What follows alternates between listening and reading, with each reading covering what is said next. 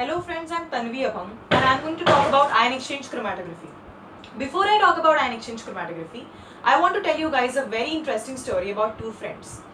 Two men walk into a bar. One of these men spots a very hot girl sitting at the bar table. He goes to her and by the end of the evening they end up together. His friend has no other option but to go out of the bar alone. So in this story, the opposites are attracted towards each other while the same charged friend has no other option but to elude out of the bar. Ion exchange chromatography relies on a similar principle. It relies on the attraction between the oppositely charged stationary phase, which is known as the ion exchanger, and the analyte. There are two types of ion exchangers, cationic exchangers and anionic exchangers. Cationic exchangers are negatively charged and these bind to positively charged cations. Anionic exchangers are positively charged and these bind to negatively charged anions. Now, let's talk about the materials used in this chromatography. The matrices used are polystyrene, cellulose and agarose. It is common sense that we need strong exchangers in this technique. So, we use sulfonates which are negatively charged and quaternary ammonium which is positively charged, because these are totally ionized at the working pH values. When we are working within a narrow pH value range, we select carboxylate which is negatively charged and diethyl ammonium which is positively charged, because these ionize within a limited pH range. Now let's talk about amino acid. We are separating proteins, we have to understand the structure of amino acids. Amino acids have two charges, negative charge attributed to COO- and positive charge attributed to NH3+. At isoelectric point or isoionic point, these charges are present.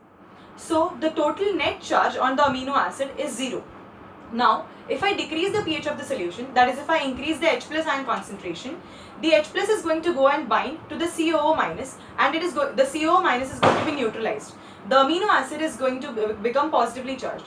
However, if I increase the pH of the solution, that is I increase the OH- concentration, then the H+ of NH3+ is going to go and bind to the OH- to form water, and the amino acid is going to become negatively charged.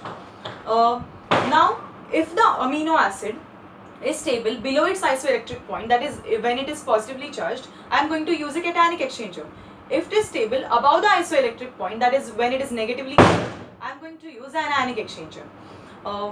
Now, although the cross-linking within the matrix is not going to influence ion exchange mechanism in any way, we consider the size of the protein when we select the matrices.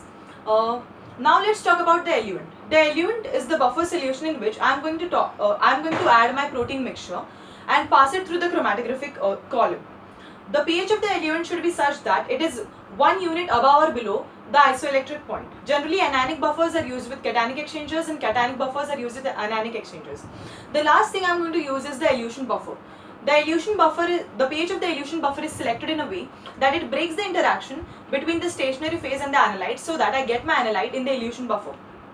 So basically what I think is ion exchange chromatography is very useful, and if it is used as a biotic tool to separate heavy metals from drinking water, then we will lead towards a cleaner environment. Thank you.